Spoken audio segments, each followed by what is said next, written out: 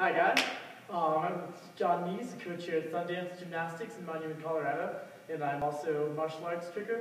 And what I've seen lately on the tricking forums, and the parkour forums, is a lot of concern over a move called a cheat gainer.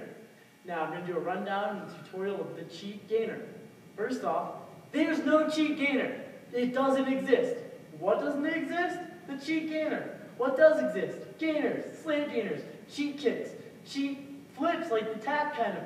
But there's no cheat gainer. If you were to do a cheat in tricking, what it is something that's from front side stance, sitting right, this is the side of going on. You would lift one leg to back side stance, cheating you 180 degrees in the stage sense of the term without leaving the ground.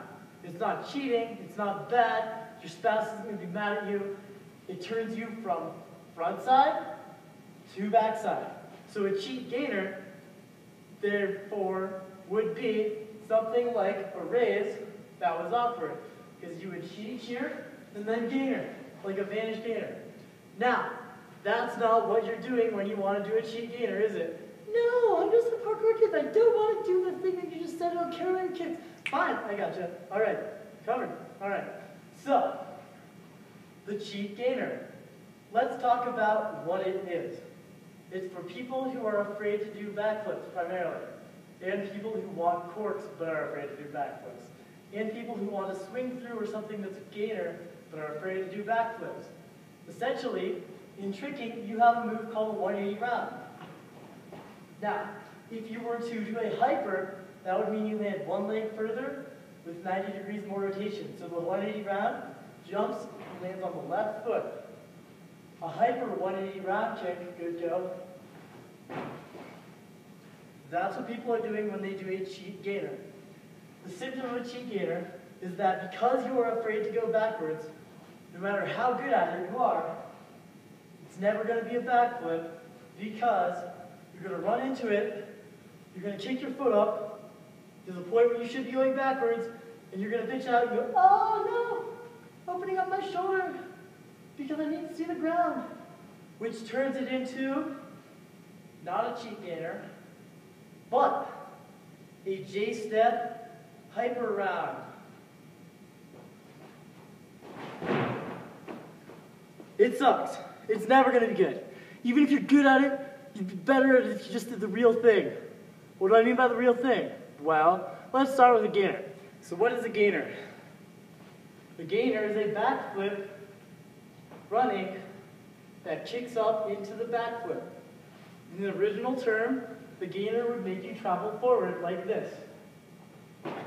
But then, in real gymnastics, for decades now, girls balance moves have gainer dismounts, from which tricking, and therefore parkour, derive our gainer definition, which is a backflip where forward momentum from pushing a foot forwards causes a one-footed backflip. It doesn't mean you travel. So, the tricking gainer that you would normally see is something like this. And this is what you want when you're doing a cheat gainer.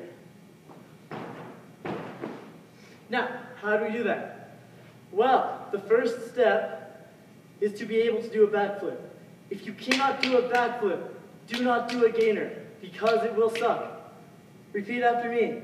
If you do a cheat gainer that looks over the shoulder because you can't do a backflip, it will suck. Don't do it. Learn a backflip. To learn a backflip, there's lots of other tutorials. We're not going to do that here. Once you have your backflip, you basically need a 90 gyro from it. It's basically a 90-degree twist. One way that trickers get this is by doing a flash kick and opening our shoulder out. So essentially you're going to do your backflip, turn 90. Backflip, turn 90. This is where the slant's going to come from in the gainer. So you can start with a flash kick or not. You can do backflip, turn 90. Or the flash kick version would go, turn 90. Now, for the gainer, all you're going to do for the good cheat gainer is to get your momentum over the top so that you've completed all the momentum you need for a backflip. That doesn't mean you do a backflip and then spin, but it means that you should have thrown your arms and your leg and hit the tuck hard enough that if you do nothing else, if you don't open up, you don't try and twist, from that point on you're going to land a backflip. Even if you just open up, spaz out, you're going to land a backflip. So, once you have enough momentum in your backflip or your gainer to land a backflip, then turn 90 as soon as you finish the momentum you need to land the backflip. Now, a good way to do that is to literally do the backflip and turn 90 after you finish on the way down. That'll turn out to be slightly too early, almost inevitably, and that will actually be the right time. If you twist too early, it's going to go all kinds of wrong, like, it's going to be horrible. But finish the backflip. The whole point of a gainer is that it's a backflip. So, when you do the cheat gainer, what you're actually going to be doing is what is called a slant gainer. This is a gainer that goes upside down, fully upside down. The set is fully backwards without looking over the shoulder. Once it is upside down, you initiate a 90-degree twist, often from a flash kick. Let's watch one. Here's the gainer without the flash kick.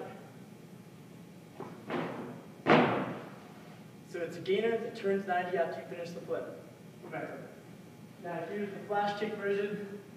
This is what you want for a cheat gainer, because it should be a slant gainer, not a cheat gainer. Because why? That doesn't exist. I promise you.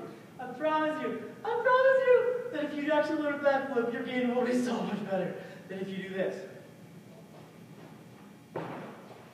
Okay? So, finally, when you want to learn corks, what should you have? Slant gainer. When you want to do a kick the moon, a moon kick, whatever you guys want to call it. We call it a moon kick. You need to do a slant gainer with a hook kick. Here's a slant gainer. Now, remember, there's a kick in that. It initiates the gainer.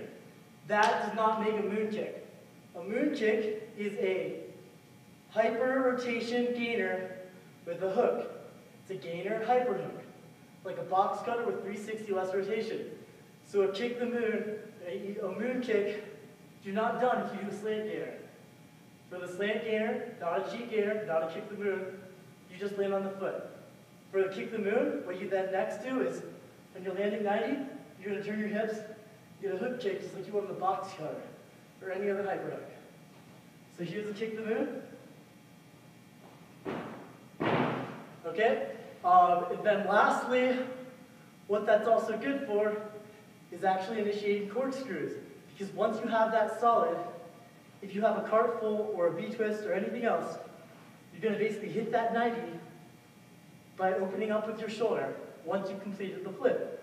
Once you do that, all you do is wrap down like you would for a cart full, or a B-twist, or an A-twist, or any other twist that you've ever learned. You'll have the perfect angle to hit it, you'll have enough height to land, you'll have enough rotation, and that you'll have enough momentum this way and this way, that the cork will be very, very, very easy to learn once you have a legitimate slant gainer that is not a cheat gainer.